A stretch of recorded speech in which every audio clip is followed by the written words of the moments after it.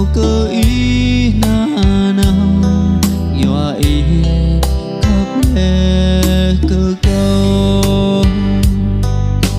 mà khang yên tiếp năm y bỏ hồng áp nhai khoai dân giặc ngàn tận ba câu cờ nộp đã bị nang y tật ba câu vất lát màu lục lầy lê lan bắt hốc mà ai tia câu bỏ hồng clay đã bị nang đi lông chưa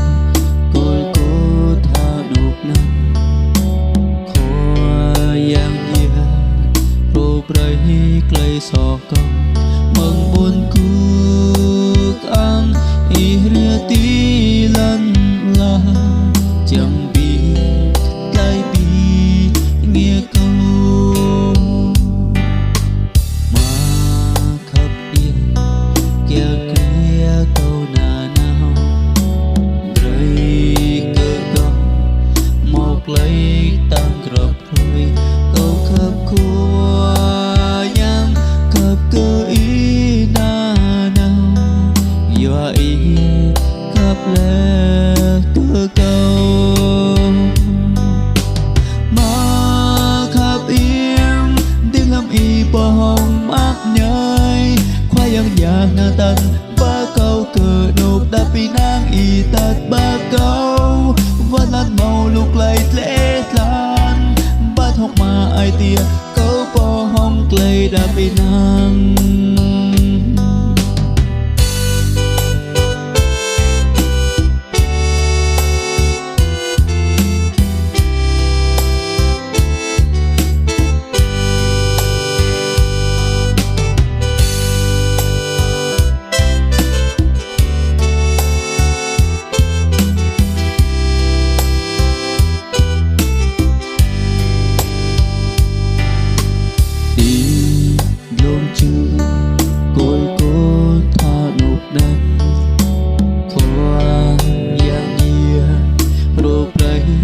sò câu mong muốn cu cam y ria tí lăn la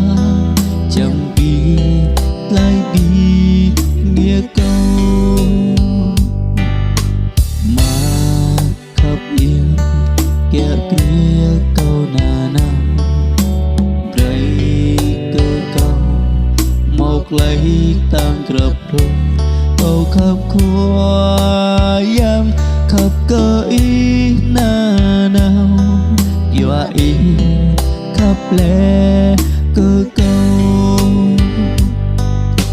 mà khắp yên tiêu lâm y bỏ hồng ác nhai khoai dân giặc ngàn tận ba câu cờ nộp đã bị nang y tật ba câu bắt lan màu lục lầy lê lan bắt hốc mà ai tia câu bỏ hồng clay đã bị nang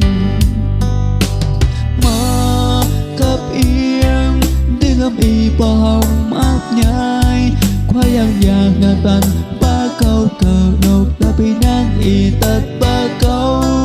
bắt lan màu lục lầy lê lan bắt hốc mà ai tia câu bỏ hồng clay đã bị nang